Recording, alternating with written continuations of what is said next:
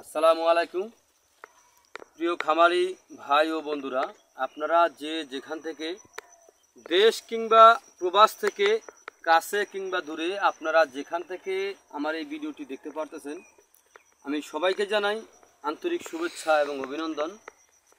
বিশেষ করে যে সকল ভাইরা নতুন করে খামার গরু ছাগলের খামার গড়ার জন্য উদ্যোগ নিয়েছেন অথবা যারা খামার ইতিমধ্যে গড়েছেন, যদি আপনারা এখনও যে ঘাস যদি চাষ না করেন, তাহলে আমি বলবো আপনারা খুব দ্রুত গতিতে আগে ঘাস চাষ করবেন।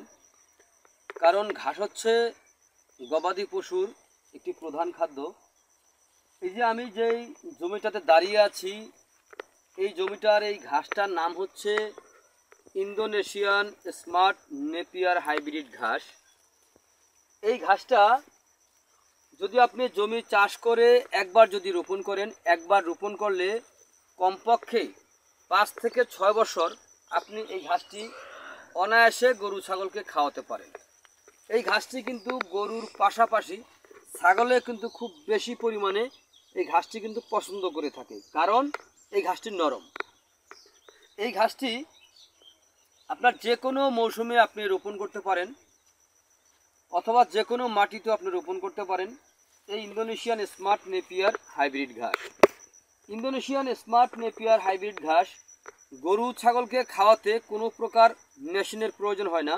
এটা গোড়া থেকে কেটে দিলে সম্পূর্ণরূপে খেয়ে থাকে। যদি আপনি ছাগলের খামার গড়েন, তাহলে এই যে আমি যে জমিটাতে দাঁড়িয়ে আছি, এতটুকু হলেই আপনারা ছাগলকে কেটে খাওয়াতে পারবেন। আর যদি গরুকে খাওয়াতে চান, তাহলে আর একটু বড় করে খাওয়াবেন। ওই ক্ষেত্রে আপনি এতটুকু হলেই আপনার খাওয়াবেন। এই আমার এই বুক পর্যন্ত, মানে যে ইয়ে পর্যন্ত, পেটের উপর পর্যন্ত এতটুকু পরিমাণ হলেই খাওয়াবেন। আর এটা কিন্তু আপনার এখনও কাটতে পারেন। যদি আপনার ছাগলের খাওয়ান, তাহলে এতটুকু ছোটোবেলায় আপনার কেটে খাওয়াতে পারবেন। আর একটি কাটিং থেকে বিশাল বড় একটি ঝোপ আপনার হয়ে থাকে এই ইন্দোনেশিয়ান স্মার্ট নেপিয়ার ঘাসে। তো ইন্দোনেশিয়ান স্মার্ট নেপিয়ার ঘাস খাওয়ালে তো আপনি দেখবেন, একটি গরু যদি অথবা একটি ছাগল পালন করতে যে পরিমাণ দানাদার খাদ্যের যেই খরচটা হয়ে থাকে, যদি আপনি এই ইন্দোনেশিয়ান স্মার্ট নেপিয়ার ঘাসটি যদি আপনি খাওয়ান, তাহলে দেখবেন আপনার আস্তে আস্তে আপনার খামারে দানাদার খাদ্যের চাহিদা কিন্তু আপনার অনেকটাই কমে যাবে।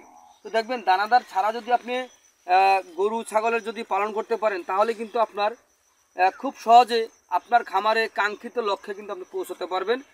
কারণ এই ঘাসে খরচটা একেবারে কম।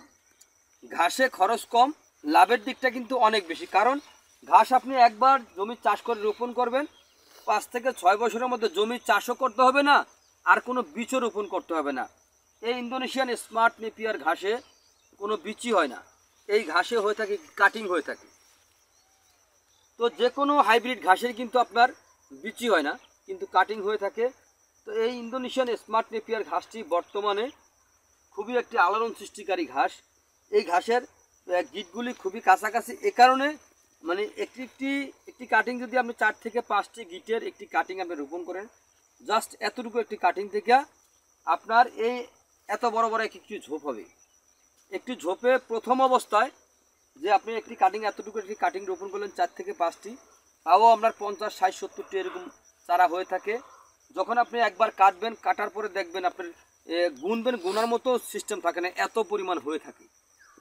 তো আপনারা যদি এই ইন্দোনেশিয়ান স্মার্ট নেপিয়ার ঘাসের যদি কাটিং আপনারা রোপণ করতে চান, তাহলে আমার স্ক্রিনে দেওয়া নাম্বারে যোগাযোগ করবেন। আমরা এই ঘাসের কাটিং বাংলাদেশের যে কোনো প্রান্তে, যে কোনো জেলা হোক কিংবা উপজেলা, কিংবা আপনি ঘরে বসে এই ঘাসের কাটিং সংগ্রহ করতে পারেন। তো প্রিয় বন্ধুরা, যদি আপনাদের কাছে আমার এই ভিডিওটি ভালো লেগে থাকে, তাহলে আমার চ্যানেলটিকে সাবস্ক্রাইব করবেন, বেশি বেশি করে শেয়ার করবেন। তো আজ এখানে এই পর্যন্তই। আপনারা সকলে ভালো থাকবেন, সুস্থ থাকবেন। আল্লাহ হাফেজ।